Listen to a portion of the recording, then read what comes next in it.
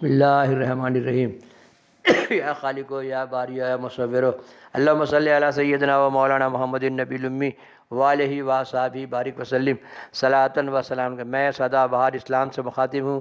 میرا چینل دیکھیے، دکھائیے، سنیے، سنائیے، لائک سبسکرائب شیئر کیجیے۔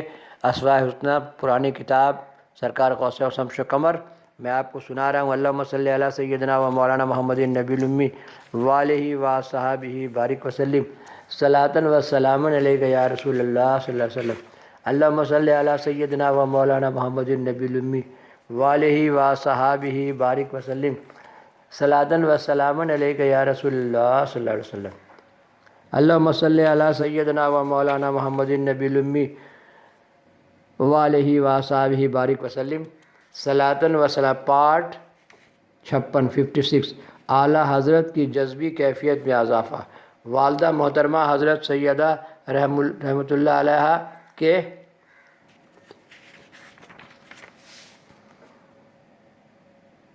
انتقال کے بعد اعلیٰ حضرت کا اپنے حجرے سے نکلنا احیاً بھی بند ہو گیا۔ شب و روز حجرے میں بیٹھ کر جمال محبوب کے مطالعے میں مصروف رہتے۔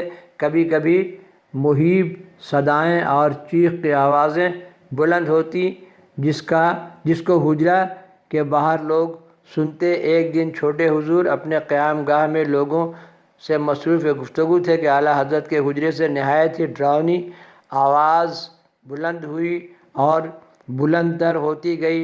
حاضرین حجرے کی جانب دوڑ پڑے، لیکن زینہ پر پہنچ کر سب کی ہمت پست ہو گئی۔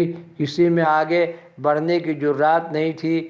بڑے جواں مردی کے ساتھ خادم خاص جناب اکبر خان صاحب آگے بڑھے، لیکن زینے سے وہ 2 قدم بھی آگے نہیں بڑھے تھے کہ اعلیٰ حضرت پر نظر پڑی اور غص کھا کر گر پڑے اور مہینوں شدید بخار میں مبتلا رہے۔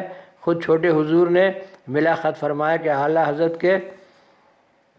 حضرت کے سر اور ریش کے بال استادہ ہیں اور پورا جسم مبارک سوج گیا ہے۔ آنکھیں حیرت میں کھلی ہوئی ہیں اور آپ نیم بے ہوشی کی حالت میں ہیں۔ یہ حالت دیکھ کر چھوٹے حضور حجرے کے عقب سے اندر داخل ہوئے اور چہرے مبارک پر رومال ڈال دیا اور پنکھا چلانے لگے۔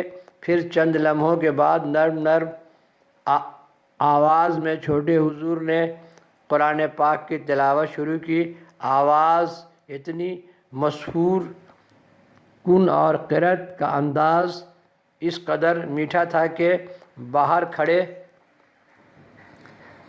کھڑے ہوئے حضرات پر بھی وجدی کیفیت طاری ہو گئی۔ کچھ ہی وقفے کے بعد اعلیٰ حضرت کی زبان مبارک سے اللہ اللہ کی آواز نکلنے لگی اور کیفیت میں افاقہ ہوا، لیکن جیسے ہی اٹھنے کی کوشش کی لاغری اور کمزوری کی وجہ سے زمین پر گر گئے اور منہ سے کف جاری ہو گیا۔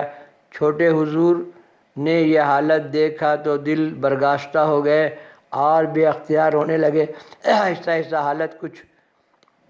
حالت کچھ سدھری۔ شام تک دونوں حضرات حجرے ہی کے اندر رہے۔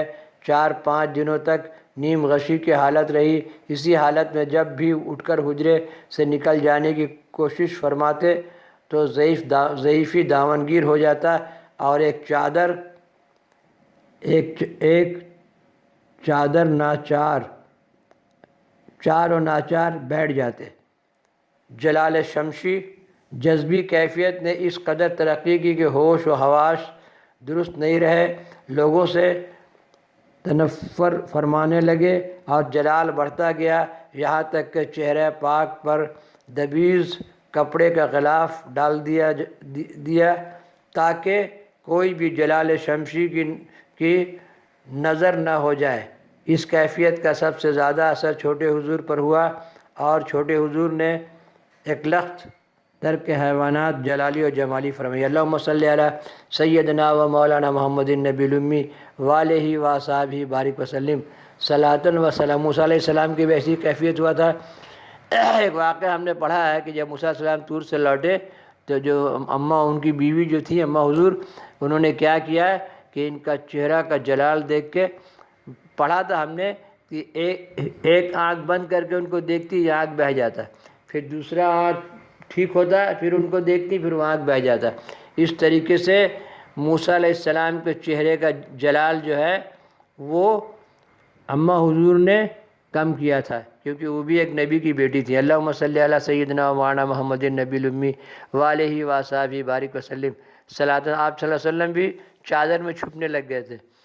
اس طریقے سے ایسے واقعات جو اللہ والوں کے ساتھ ہے، آپ اللہ تعالیٰ کی زیارت کیے یا آپ صلی اللہ علیہ وسلم کی زیارت کیے اور کیا کیفیت گزرا، آگے انبیاء علیہ السلام کے ساتھ بھی ایسی کیفیتیں گزر چکی ہیں، اور لوگ چلے میں بیٹھ گئے، اب پہاڑوں پر چلے گئے۔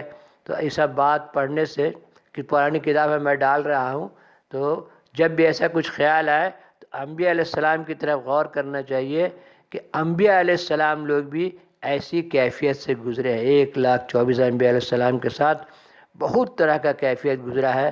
موسیٰ علیہ السلام کا واقعہ تو بہت عجوبہ ہے، ان کا کپڑا پتھر لے کے بھاگ گیا اور ایسی خالی جسم پورا وہ شہر میں دوڑ رہے تھے، کیا مہر نبوت دکھانا تھا اللہ تعالیٰ کو۔ قصص الانبیاء میں طرح طرح سے لکھا گیا ہے، اس لیے اللہ کے بزرگ بندے یہ حجرہ میں بیٹھ جاتے ہیں۔ سرکار آگے بات آئے گا کہ سرکار غوث بنگالہ 7 سال میں 14 مرتبہ آپ صلی اللہ علیہ وسلم کی زیارت کی۔ اللہم صلی علی سیدنا و مولانا محمد النبی الامی وآلہ وصحبہ بارک وسلم صلاۃ و سلام۔ یہ ہے جلال شمشی۔